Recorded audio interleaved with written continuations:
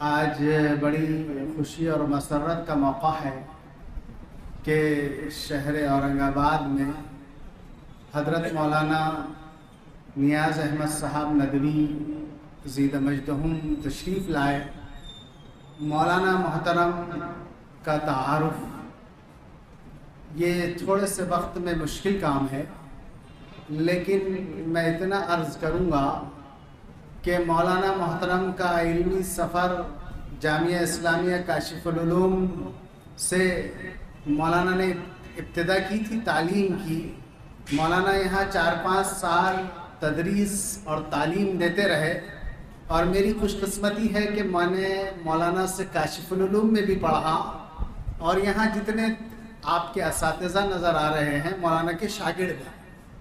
پھر اس کے بعد ہم دارالعلوم ندوۃ العلماء گئے پڑھنے کے لیے، اور وہاں پر بھی میں نے فضیلت اول اور دوم میں مولانا سے وہاں بھی تعلیم حاصل کی۔ کاشف العلوم میں پڑھنے کا بھی مجھے شرف ہے، اور دارالعلوم ندوۃ العلماء میں بھی۔ مولانا محترم اس وقت میں آپ کو یہ بتاؤں کہ علمی اعتبار سے، تدریس کے اعتبار سے، پڑھانے کے اعتبار سے یہ ایشیا کے ممتاز لوگوں میں ایک شخصیت کے مالک ہیں۔ مولانا کو حدیث پر اتنی دسترس ہے کہ کوئی راوی کے بارے میں اگر مولانا سے کہہ دیا جائے تو اس کا پورا بایو ڈاٹا مولانا کو زبانی یاد ہے۔ کئی کمپیوٹر جو ڈاٹا رکھ سکتے ہیں، اللہ نے مولانا کو اتنا حافظہ دیا ہے کہ آج میں سمجھتا ہوں کہ شاید یہ حدیث پر اتنا کمانڈ کسی کو ہو جو حضرت مولانا کو حاصل ہے۔ اور اسی کے ساتھ افتاء کا کام، فتویٰ دینے کا کام حالات کے اعتبار سے جتنی ذہانت کے ساتھ مولانا کرتے ہیں، اسی کو دیکھتے ہوئے بہت کم مدت میں دارالعلوم ندوۃ العلماء نے مولانا کو صدر مفتی بنا دیا۔ آپ اس سے اندازہ لگا سکتے ہیں کہ ایشیا کا سب سے بڑا مدرسہ دارالعلوم دیوبند کے بعد دارالعلوم ندوۃ العلماء ہے، اس میں کوئی شک نہیں۔ اس کے صدر مفتی بننا کوئی آسان کام نہیں ہے، لیکن مولانا وہاں صدر مفتی بھی ہے اور حدیث کے شیخ الحدیث بھی بن گئے۔ اللہ تعالیٰ جس کو نوازنا چاہتے ہیں تو اللہ اس کو نواز بھی دیتے ہیں۔ مولانا بہترین مقرر بھی ہے، لیکن اس سے زیادہ بہترین مدرس ہے۔ ہم جو طلباء نے ان سے پڑھا ہے، دارالعلوم ندوۃ العلماء میں تو ایسے ایسے طلباء ہوتے ہیں جو ایسے کہ استاذ کی حیثیت ان کی ہوتی ہے، ان کا مطالعہ اتنا ہوتا ہے، کیسے کیسے سوالات کر ڈالتے ہیں، لیکن مولانا کے درس میں جو بیٹھ گیا تو اس کو معلوم ہونا چاہیے کہ مولانا ہر سوال کا جواب ایسے انداز میں دے دیتے ہیں کہ وہ مطمئن ہو جاتا ہے۔ بہرحال مولانا کا تعارف کیا کرایا جائے، مولانا خود اپنی زبان سے آپ جب ان کو سنیں گے تو انشاءاللہ آپ جان لیں گے۔ میں اب آج کے جلسے کی غرض و غایت پر تھوڑی سی بات کہہ کر مولانا کو دعوت دوں گا۔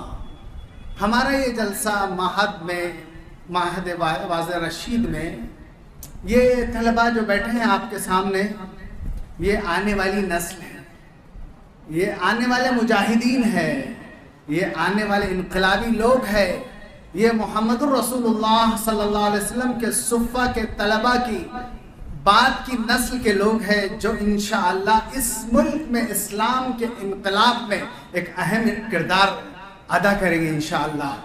میرے دوستو، ہم اس وقت ایک سنگین اور بہت خطرناک دور سے گزر رہے ہیں۔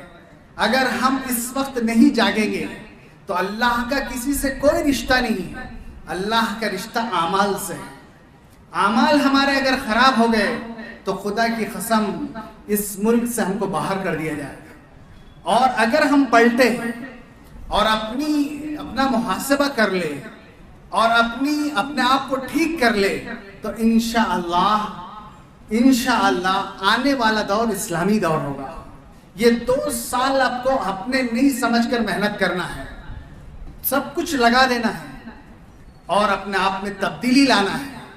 اللہ تعالیٰ بار بار قرآن میں یہ بیان کرتا ہے، اللہ تعالیٰ بار بار سمجھاتا ہے کہ ان تنصروا اللہ ینصرکم، اللہ کے دین کی تم مدد کرو، دیندار تم بن جاؤ، دین کے لیے تم اپنا سب کچھ قربان کرو، اللہ تمہاری مدد کرے گا، اللہ تمہاری مدد کرے گا۔ اور اللہ جس کی مدد کرتا ہے اس پر کوئی غالب نہیں آ سکتا۔ یاد رکھو، تعداد سے، ہتھیار سے اور پیسے سے اور دولت سے دنیا میں کسی نے نہیں فتح حاصل کی، مدد ملی اللہ کی تو اللہ نے ان کو کامیابی عطا کی۔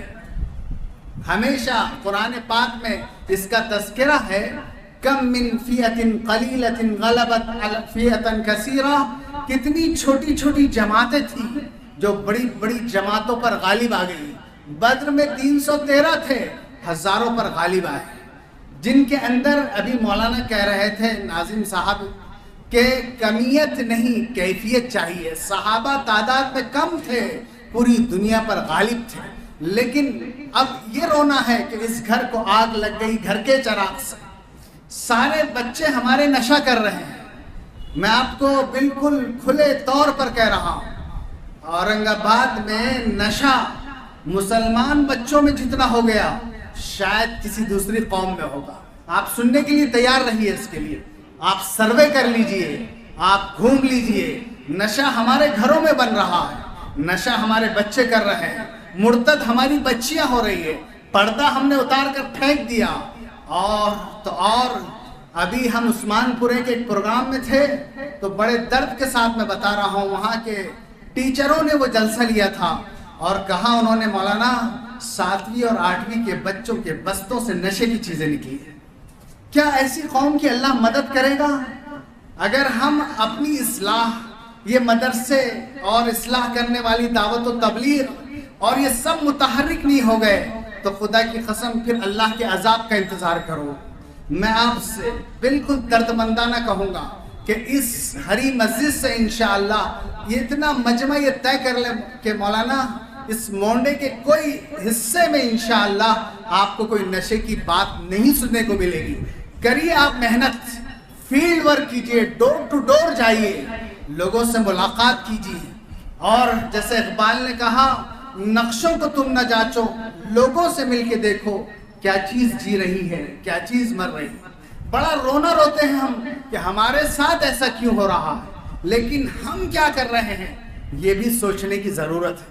مولانا موجود ہے ہمارے سامنے، ہم نے مولانا کے سامنے بھی اورنگ آباد کی رپورٹ رکھی۔ اورنگ آباد میں کئی مسلمانوں نے نشہ کر کے مسلمانوں کا قتل کیا، یہ اخبارات بھرے پڑے ہیں۔ آپ کو دیکھنا چاہیے، اپنا محاسبہ کرنا، لیکن مایوس نہیں ہونا۔ مایوسی کفر ہے۔ ہم انشاءاللہ لوٹیں گے، واپس آئیں گے، اصلاح کریں گے، محاسبہ کریں گے، اور دوبارہ یہ 12 ربیع الاول کا مہینہ ایک مہینہ منا لینا نہیں ہے، ہر دن محمد رسول اللہ صلی اللہ علیہ وسلم کا دن ہے، اور جتنی تعریف حضور کی دنیا میں کی گئی وہ شاید کسی کی گئی ہوگی۔ خود خالق کائنات ان کی تعریف میں رب اللسان نے کہتا ہے یا ایھا النبی انا ارسلناک شاہدا ومبشرا ونذیرا وداعیا الی اللہ باذنہ وسراجا منیرا۔ اتنے الفاظ ایک ساتھ نبی کریم صلی اللہ علیہ وسلم کے بارے میں اللہ تعالیٰ نے فرمایا ہے، اور کبھی فرمایا ورفعنا لک ذکرک، ہم نے آپ کے ذکر کو بڑا بلند و بالا کیا۔ جتنے نعت لکھنے والے اور بہت سی چیزیں لکھنے والے، جتنا حضور کے بارے میں لکھا گیا دنیا میں کسی شخصیت کے بارے میں نہیں لکھا گیا، اور اتنا بلند و بالا مقام آپ کو ملا کہ آدم کی اولاد میں جو کسی کو نہیں ملا۔ میں ایک پیراگراف مولانا علی میاں رحمۃ اللہ علیہ کا آپ کو سنا کر بات ختم کر دوں گا، کیونکہ ہم کو مولانا کو سننا ہے۔ مولانا علی میاں رحمۃ اللہ علیہ اتنے بڑے عالم دین گزرے ہیں، اور جو وہ کہتے ہیں جو اللہ والے دیکھ لیتے ہیں بہت دور کی بات، وہ ساری باتیں کان کھول کر سن لینا چاہیے۔ مولانا نے ایک جگہ لکھا ہے کہ ہندوستان میں اگر ہم نے غیر مسلموں کے ساتھ ان کو اسلام کا تعارف نہیں کرایا تو کیا ہوگا۔ مولانا کیا لکھتے ہیں سن لیجئے کہ ہم نے اگر ہندوستان کی اصل آبادی کو نظر انداز کیا اور اسلام کا پیغام اس تک نہیں پہنچایا اور اپنے اخلاق و کردار سے ان کے دلوں کو نہیں جیتا تو اللہ محفوظ رکھے۔ یہ ملک کسی بھی وقت اسپین بن سکتا ہے. جہاں ہم نے 800 سال حکومت کی تھی، مسجد چرچ میں بدل گئی اور پورا اسلام وہاں سے رخصت ہو گیا. مولانا یہ بات لکھ رہے ہیں. اب آگے لکھتے ہیں مولانا کہ اب مسلمانوں کو اس حقیقت کو سمجھ لینا چاہیے کہ اگر 100% مسلمان تہجد گزار بھی بن جائے اور ہر مسلمان کے ہاتھ میں تسبیح آ جائے اور ہر مسلمان اشراق و چاشت کا پابند بن جائے، لیکن اس ملک کی اکثریت دین سے نامانوس ہو اور دلوں میں زہر لیے بیٹھی ہو اور سینوں میں انگارے سلگ رہے ہو، تو خدا نہ خواستہ جس وقت اس ملک میں بوچھال آئے گا تو پھر ہم اپنی عبادتوں کے ساتھ، نوافل کے ساتھ بے دخل کر دیے جائیں گے. اس وقت نوافل تو نوافل جو بنیادی چیزیں ہیں وہ بھی کام نہیں دے گی. اس لیے حفظ کروائیں، اسلام کا پیغام گھر گھر پہنچائے اور ہم اپنے طرز زندگی، اچھے اخلاق، اچھے معاملات، دیانتداری اور میٹھے بول سے ملک کی اکثریت کو مانوس کرنے کی کوشش کرے.